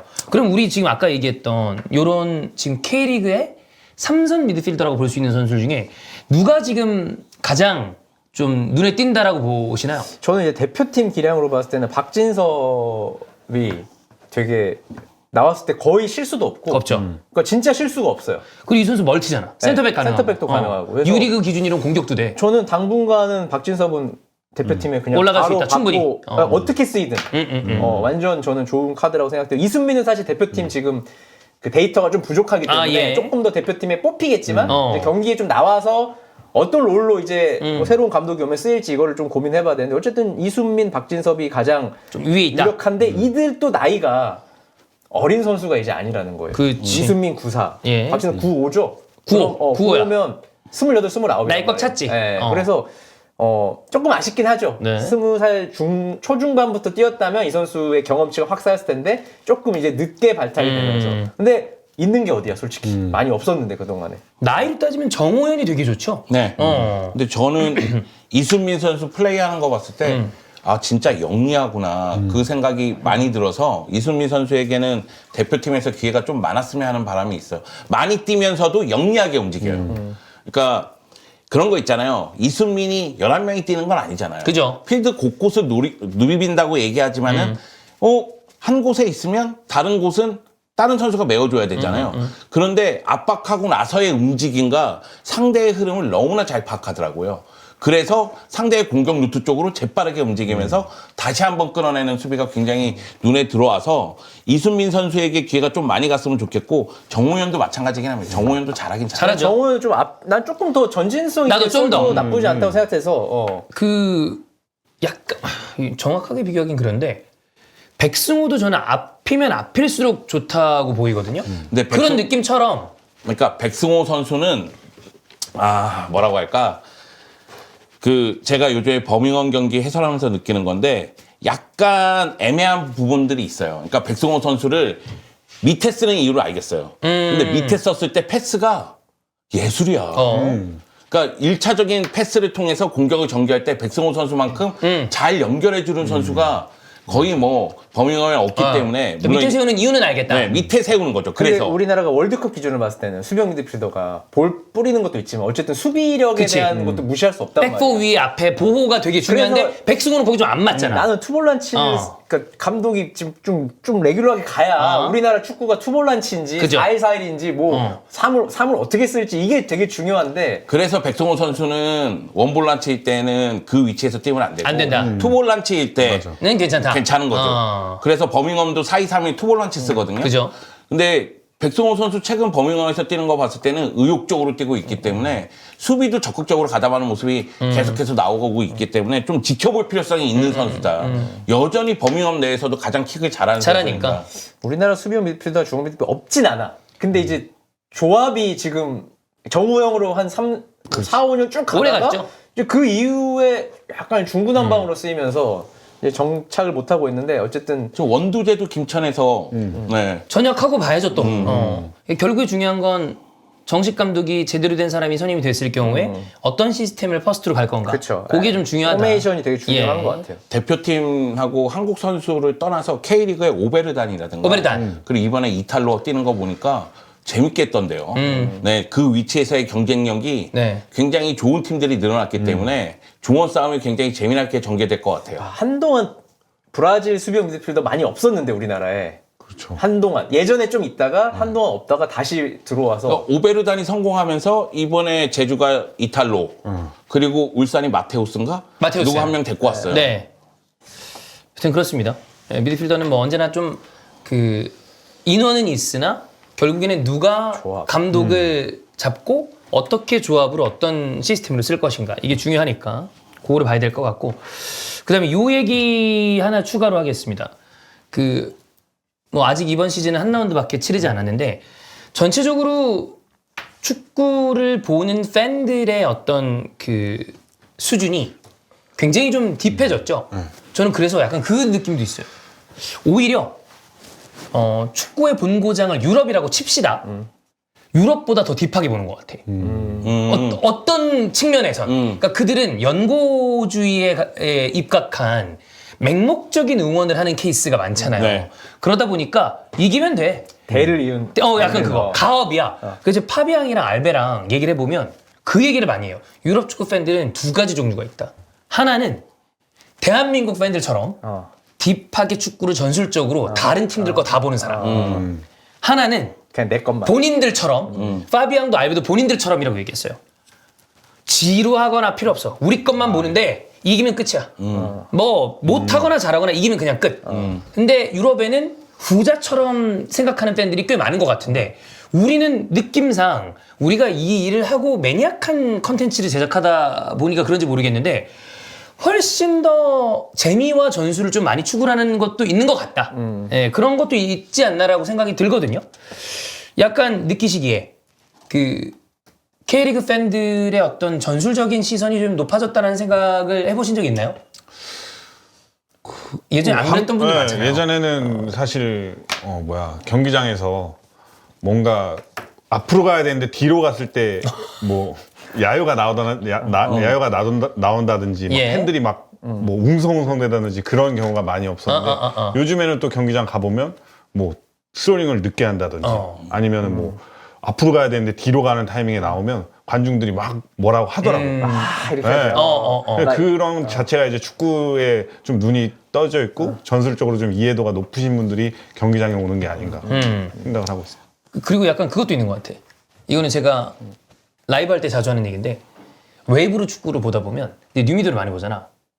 나노 단위로 분석합니다. 그렇죠. 이게 되도록이면 큰 흐름 안에서 보는 게 저는 좀 더 맞다라고 보이는데 초 단위로 딱딱딱딱딱 프레임 단위로 자르면 축구 진짜 실수 많이 나오잖아요. 네. 사실 온통 실수야. 그렇지. 몇몇 선수를 제외하면. 그리고 그 어떤 팀의 전술에 대해서 이야기할 때 나노 단위로 잘라가지고 볼을 여기서 탈취한 다음에 어떤 선수가 움직이고 어떤 식으로 해서 전술이 이렇다 이렇게 단정 짓는 것도 위험합니다. 그렇죠. 그러니까 전체적으로 보는 게 맞다는 생각이 저는 맥락을 있거든요. 좀 볼 필요가 있죠. 네, 물론 아는 만큼 보이기 때문에. 그리고 이 지금은 여성 팬들도 계속해서 늘어나고 있지만 K리그 팬들이 남성 팬들이 많잖아요. 그 남성 팬들끼리 경기 끝나고 나서 술 한잔 하면 거기서 논쟁이 붙습니다. 그쵸. 오늘 전술이 어땠고 선수 교체 타이밍이 어떻고 막 이러다 보면 술 한잔 하면서 이런 얘기 듣다 보면은 나는 이렇게 생각했는데 이 친구가 얘기한 게 시야가 넓고 더 맞아. 그러면은 받아들이는 거죠. 그러면서 점점 더 지식이 늘어나고 그리고 축구를 보는 눈이 높아지다 보니까 지금은 전술적인 이야기를 굉장히 많이 하는 그런 상황이 된 것 같아요. 이 전술이 이제 중요해졌죠. 옛날에는 뭐 그냥 이기고 막 옛날 축구 보니까 오랜만에 그 이슬기가 통영에서 같이 방 썼는데 하루 대회 나갔을 때 같이 잤어? 네, 같이 잤어요. 제가 바닥에 잤어요. 슬기는 다 벗고 잔다는데. 아니 이제는 안 벗고 자요. 아, 그래요? 저였어요. 옛날에 다 벗고 잤어요. 러시아에서 다 벗고 잤어요. 제 옆에서. 그때 형 이슬기 코치를 원베드 썼죠. 러시아에서? 아니야 못 써 걔는. 나 그때도 바닥에 잤다. 이슬기 위에서 재우고. 왜냐면 바닥에서 그 옷 벗고 자는 꼴을 내가 못 볼 것 같아서. 요즘은 안 벗더라고. 예. 제발 그 집에서 그러지 말라. 제발 좀. 그래서 했는데 자기 옛날 그 데뷔전 막 영상을 외장하들이 어디서 막 구석에 찾았는데 그게 있더래요. 그래서 그걸 이제 같이 봤는데. 옛날 거. 진짜 못했다. 그냥 감대로 축구래요. 내가 볼 때 선수들이 그냥 그것이 뭔가- 감성 축구다. 그냥 약속은 없고 그냥 주고 싶으면 주고 못 줄 것 같으면 되게 단순하게 축구를 하는데 요즘은 이제 그렇게 했다가는 이거 이렇게 했다가 이제 큰일 나겠는데 이런 축구를 또 있더라고요. 그래서 되게 보는 눈도 높아졌고 광주가 이제 어떻게 보면 조금 선봉장이죠. 선수가 요 정도 연봉 안에서도 이런 축구를 할 수 있다는 걸 증명을 해. 옛날에 이렇게 증명하는 감독들이 많이 없었어요. 없지. 돈 많이 쓰면 우승, 돈 적게 쓰면 아이고 우리 죽겠네. 강등권 어쩔 수 없다. 거기서 좀 잘하면 한두 계단 올라가는 정도인데 이제는 하위권에 있을 만한 돈을 쓰는 팀이 상위권에 있어 버리니까 이제는 다른 팀 팬들도 왜 우리는 광주처럼 못해? 그치. 라고 하면 이제 다른 감독들은 할 말이 없어지는 거죠. 이거는 팬들한테 뭐라고 할 수 있는 건 전혀 아닌 것 같은데 어떤 감독들은 그래서 원망스러울 수도 있을 것 같아요. 이게 사실 이정우 감독이 전 특출나게 잘하는 거라고 생각하거든요. 그런 정도의 스쿼드로 그 정도의 축구를 하는 게 모두가 그런 감독이 깔려있는 리그라면 우리 리그가 어마어마하게 수준이 높아서 유럽 어디에 내놓아도 견줄 만한 수준이 될 텐데 현실적으로 그렇지는 않잖아요. 왜냐하면 우리가 많이 보는 피엘로만 가더라도 능력 있는 감독도 있는데 진짜 지리멸렬한 전술과 근데 스쿼드 보면 돈도 많이 쓴 스쿼드야. 근데 못하는 사람도 많긴 하거든. 그러니까 그게 잘했다는 건 아니지만 이게 전술 아이디어는 다 감독들이 있을 거예요. 근데 네. 문제가 뭐냐면 자기 전술 있어. 아 이렇게 해서 이렇게 상상 속에 있잖아요. 훈련을 못 시켜. 그러니까 이 전술을 구현할 만한 훈련 아이디어가 있어야 되는데 전술 아이디어만 있고 훈련 아이디어가 부족한. 역시 그러면 뭐가 코치가 좋으면 훈련 아이디어를 채울 수 있죠. 이게 또 실제로 구현되는 건 이들이 하는 거 아니야? 옛날 감독들은 제 생각에 2000년대 감독들은 우리나라에서 야 4-2-3-1로 써서 이렇게 하자. 정말 훈련을 그렇게 안 했는데 맞아요? 옛날에 훈련.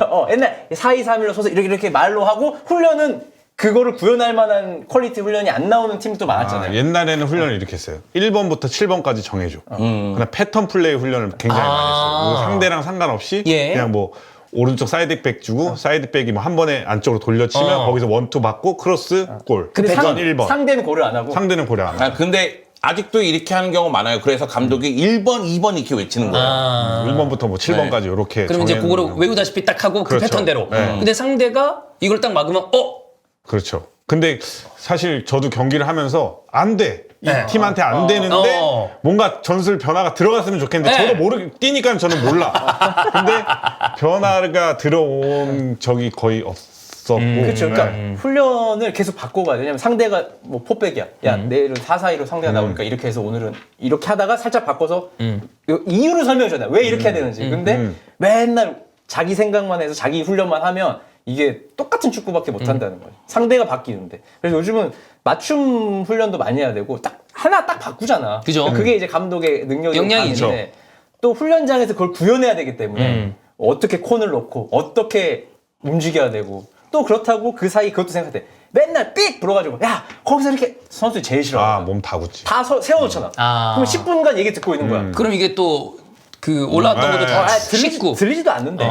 근데 이제 이거를 어떻게 다이나믹하게 흐름을 끊기지 않고 상대팀을 부실 수 있는 전술을 훈련장에 입히느냐. 와 진짜 어려울 것 같긴 해요. 근데 여기에 우리가 약간 또 간과할 수 있는 게 여기에 그들이 뛰는 게 체스나 말이면 그냥 그렇게 뛰게 하면 되는데 애들마다 성격 다 달라, 집안사 또 다 달라. 또 그날 쓸라 그랬는데 좀 몸이 안 좀 좋아 아파. 갑자기. 그러니까 그런 것까지 들어가야 되는 거 아니에요? 쉬운 일 아니긴 해. 그러니까 훈련 세션에 대한 얘기를 되게 많이 하는데 맨날 똑같은 훈련만 하는 팀이 있어요. 그러니까 우리가 지든 우리가 이기든 계속. 그냥 내가 가지고 있는 훈련 아이디어가 이거밖에 없어가지고 딱 이 정도밖에 없으니까 이것만 계속 하는 거예요. 그럼 선수들도 한 전반기까지 따라오다가 후반기 되면 두 가지죠. 포기하거나 아니면 누가 주장 같은 선수가 가서 건의하거나. 근데 또 감독한테 건의 못해. 코치한테 이제 코치쌤한테. 이거 이렇게 하면 안 될 것 같아. 이렇게 하는데 또 그러면 감독은 오해. 저 새끼가 나한테 반기를 드는구나. 그러니까 이게 진짜 엄청 어려워. 나는 진짜 그 세상 안에서 그 경쟁 안에서 못 버틸 것 같아. 이렇게 생각하면. 근데 사실 K리그에서 돌풍을 일으킨 팀들 있잖아요. 그러면 감독이 전술적인 아이디어를 현실로 잘 반영한 팀들이에요. 옛날에 이 조광래 감독의 경남이라든가 이번에 뭐 이정효 감독의 광주라든가. 그런데 소위 얘기해서 재정적으로 좀 약하거나 아니면 팀적으로 좀 하위권에 있는 팀을 맡았을 때 고민은 그거예요. 뭐냐면 플랜 A를 짰을 때 플랜 A가 강팀을 상대로는 통하지 않을 가능성이 크기 때문에 플랜 A를 확실하게 구축하기가 쉽지가 않다는 거죠. 그러니까 우리가 그 얘기 많이 했잖아요. 투엘 감독이 마인츠 시절에 포메이션만 7개, 8개 썼다고. 그러니까 약팀은 상황에 따라서 그렇게 바꿔갈 수가 있는 것으로 갈 것이냐 아니면 이종효 감독처럼 아예 플랜 A 자체를 이런 식으로 만들 것이냐. 강한 A. 그러니까 쉽게 얘기하면 바르셀로나 같은 경우에는 점유율 자체를 필드를 3등분 했을 때 중앙 쪽에서의 점유율이 높아요. 그러면서 상대 박스 근처에서 점유율을 가져가서 거기서 뭐 패턴 플레이, 세밀한 플레이를 통해서 그걸 티키타카처럼 해서 들어가서 골을 만든다면 뭐 라스팔마스라든가 광주 같은 경우에는 그 밑에서 점유율이 높아요. 상대를 끌어낸 다음에 거기서부터 다이렉트로 들어가는 거예요. 광주가 그거 잘하니까. 최대한 속도를 살리면서. 그렇기 때문에 상대가 수비 라인을 구축하기 전에 들어가면서 마무리하는 게 많고 그리고 원터치 패스가 그래서 더 많은 겁니다. 그렇기 때문에 광주가 더 힘을 발휘하는 모습이 나오는데 이렇게 팀을 만들기가 어려워요. 어려워요. 경기 중에도 이종효 감독 엄청나게 소리쳤잖아요. 훈련 중에도 마찬가지일 겁니다. 우리가 학교 다닐 때 선생님들 보면 되게 할 때마다 새로운 선생님 있잖아. 막 새로운 방식, 막 어느 날은 뭐 우리 당시에는 OHP 막 이걸로 재밌게 필름. 하다가 어느 날은 막 칠판에 재밌게 그림 그리면서 막 하다가 재밌는 얘기 중간에 섞어서 하다가 근데 이것도 훈련도 똑같다고 봐요. 맨날 똑같은 거 하는 감독은 무능력해 보이고 선수 입장에서는 이날 갑자기 뭘 가져와 이렇게 하는 선수들이 이거 뭐지? 되네? 재밌네? 이러면 감독에 대한 신뢰도도 올라가고 이게 승리로 이어졌을 때 팀 전체 분위기가 쫙 올라갈 수 있는 거죠. 그래서 요런 훈련도 우리가 디테일하게 알 수는 없죠. 무슨 훈련을 하는지. 근데 이제 대충 들어보면 이제 또 감독마다 그런 능력 차이가 크고 아니면 감독은 그냥 평범한데 코치의 능력이 되게 뛰어나서 코치가 이거를 주물럭주물럭 하면서 감독 설득해서 하는 방식도 있고 해서 뭐가 정답인지 모르겠지만 되게 축구 이 코칭의 세계는 되게 다양하다고 생각이 됩니다. 사실 이종효 감독이 고생 많이 했을 거예요. 왜냐면은 그 광주 선수들을 평가절하는 게 아니라 하나하나 다 만들어 나갔을 겁니다. 그래야죠.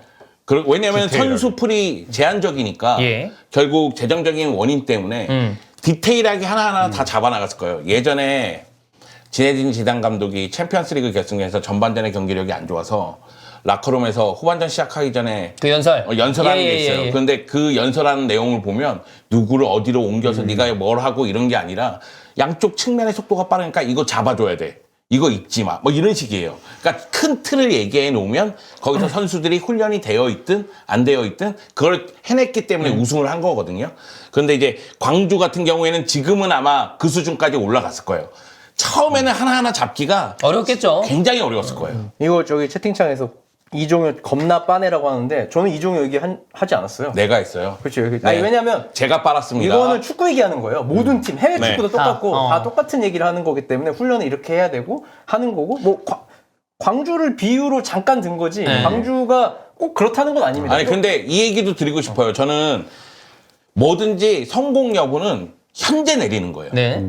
그러니까 광주가 K리그2에서 1위로 올라왔고 지난 시즌 돌풍을 일으켰지만 그리고 개막전에서 서울을 2대0으로 잡았지만 만의 경우 올 시즌 스플릿 B로 떨어진다? 그러면은 이종효 감독에 대한 평가는 확 달라질 겁니다. 얘기가 좀 덜 나오겠죠. 네. 그리고 지금 정도 하면 좀 빨아도 되지 뭐. 근데 뭐 이러다가 못할 수도 있어요. 네. 뭔가 내부에서 꼬이는 문제가 생기면 왜냐 알 수 없거든. 알 수 없어요. 예. 우리가 그걸 다 알기도 힘들어. 지금 K리그 팬들이 뭐 대표팀 감독으로 이종효 같은 감독도 없냐 막 이런 얘기 하는데 이종효 감독이 K리그2에서 우승시킨 감독이고 K리그1에서 돌풍을 일으켰지만 만약에 올 시즌 안 좋으면은 K리그1에서 잠깐 돌풍을 그쵸? 일으킨 감독이라는 평가를 들을 수도 있어요. 그런 감독들은 없었던 건 아니거든. 네. 저는- 그렇기 때문에 올 시즌이 또 중요해요. 저는 솔직히 모든 구단 훈련 한번 보고 싶은 욕심이 있어요. 그러니까 재밌지? 내가 해외에 가서 볼 수는 없으니까 우리나라 구단 가서 무슨 말을 하고 어떤 표정으로 어떻게 훈련을 하는지 그게 훈련을 보면 경기에 이게 실현이 되는지 이거 진짜 되게 특수한 케이스 아니면 오픈이 안 되는 거잖아요. 오픈이 안 되죠. 그리고 추측하는 것뿐이지. 제가 바르셀로나 오픈 훈련 되게 많이 봤어요. 예. 근데 바르셀로나 오픈 훈련은 아니, 거기서- 정말 보여주기 위한 네, 훈련이야. 그래. 팬 서비스야. 중요한 건 안 하죠. 중요한 건 안 해요. 아니 제가 뮌헨 훈련장 갔는데 유소년 훈련을 봤어요. 근데 저기 1군 훈련장 다른 데 있거든요. 근데 거기 근처에 갔는데 천막치고 해. 다 가려놓고. 절대 안 보여줘. 절대 못 봐. 그러니까 내가 외국인이고 내가 어디 누출할 데도 없잖아. 절대 못 봐. 나 진짜 보고 싶었거든.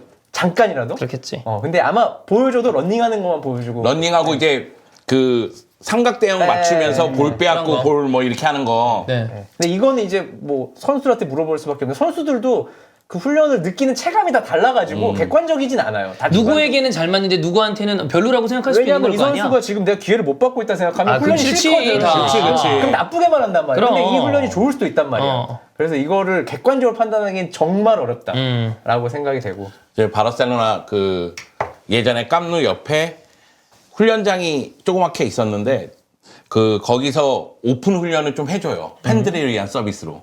그러면 전 세계에 있는 바르셀로나 팬들이 거기 와서 줄로 쫙 서가지고 이제 막 응원하고 다 이렇게 둘러보고. 사진 찍고 막 그러는 예. 거예요. 그래서 일부는 나갈 때 사인해주고 그리고 일부는 또 기자회견도 해줘요. 왜냐면 오늘 훈련은 이런 식으로 전개가 됐고 이렇게 했고 뭐 이렇게 했고 뭐 이런 얘기까지 해줘요. 내 옆에 멕시코애가 너무 시끄러워가지고 마르케스 팬인데 너무 시끄럽더라고. 그래가지고 어디서 왔냐니까 멕시코에서 왔다고 그러더라고. 내가 한국에서 왔다고 그러니까 한국에서 여기까지 왔냐고. 멀리서도 왔다 이러면서. 야 멕시코에서 여기 오는 거랑 한국에서 여기 오는 거랑 거리 비슷할 걸 내가 그러니까 되게 그런가? 놀라더라고.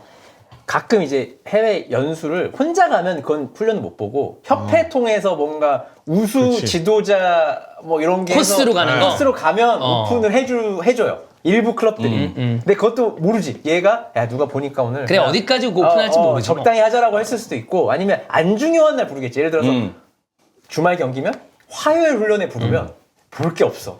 사실 목요일 금요일 훈련이 진짜거든. 회복 네, 다 맞아. 끝내고 경기 들어가기 전. 화수는 또 애매해 약간. 네. 그래서 뭐 내가 훈련을 본다고 해서 어느 정도 이해를 할지 모르겠지만 도대체 어떤 식으로 또 그런 거 하잖아요. 외국은 훈련할 때 실전처럼 하고 막 훈련 때 엄청 많이 다친다고. 빡세게.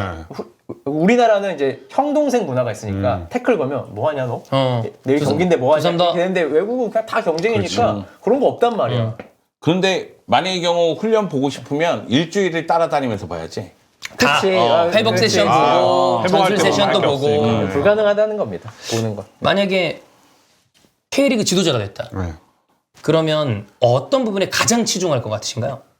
뭐 전술 아니면 멘탈 뭐 여러 가지가 있을 수 있어요. 권한을 줘야지. 코치야, 수석 코치야. 아니 총감독이야. 총감독. 총감독은 아니지 그냥 감독. 총감독은 뭐야? 감독.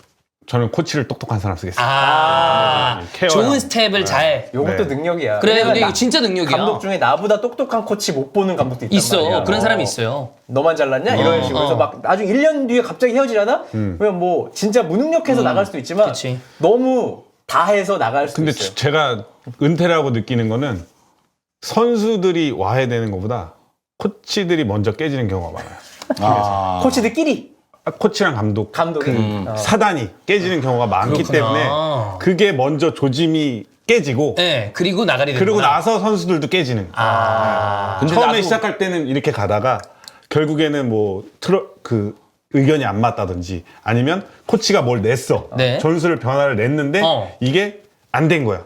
그러면 이제 결국에는 이제 코치 뭐 탓을 할 수도 있고 이 새끼 뭐야, 이거? 얘 말을 안 들을 수도 있고 근데 또 그런 경우들이 있어. 문재인 코치가 뭐냐면 감독이 이거 하자 했어. 그러면 감독 하고 나가. 그러면 선수 이제 영향력 있는 선수를 잡아. 난 다르다 좀. 그런 코치 있죠. 그럴 수 있어. 있죠. 감독과 야 나는 그렇게 생각 안 하는데 어쩔 수 없어. 야 감독이 그런 거야. 근데 이제 그러면 선수 입장에서는 약간 코치도 이상하게 볼 수 있는. 아 그렇지. 왜 감독 욕을 나한테 해? 근데 이제 선수가 이제 감독을 싫어하고 있었으면 그쵸. 그쵸 이렇게 되는 거. 근데 사실 그래요. 뭐 부부 관계도 이혼하고 그러는데 감독과 코치 생활을 하다 보면 그런 거 있잖아요. 갑자기 왜 그 얘기를? 네? 그냥 비유죠. 아, 그래요? 네. 그 코치에게 전권을 다 줘버릇하면은 어느 순간 야 네가 감독이야? 이렇게 되는 거고 코치 입장에서도 하나하나 다 챙기려고 하다 보면 감독 눈치 또 봐야 되는 거고 그러다 보면 뭐 사이가 나빠질 수밖에 없죠. 감독이 어려워. 회사 생활입니다. 회사 생활 그냥. 어찌 보면 감독이 진짜 가장 외로운 자리인 것 같아요. 팬들, 네. 선수단, 코칭 스텝, 그다음 위에 구단, 구단까지. 뭐 해외로 치면 단장, 사장, 회장 다 이거 해야 돼. 그 중간 어딘가에서 그러니까 감독들이 얼굴이 늙지. 근데 나는 색이 시커매. 원래 그래요. 진짜 네.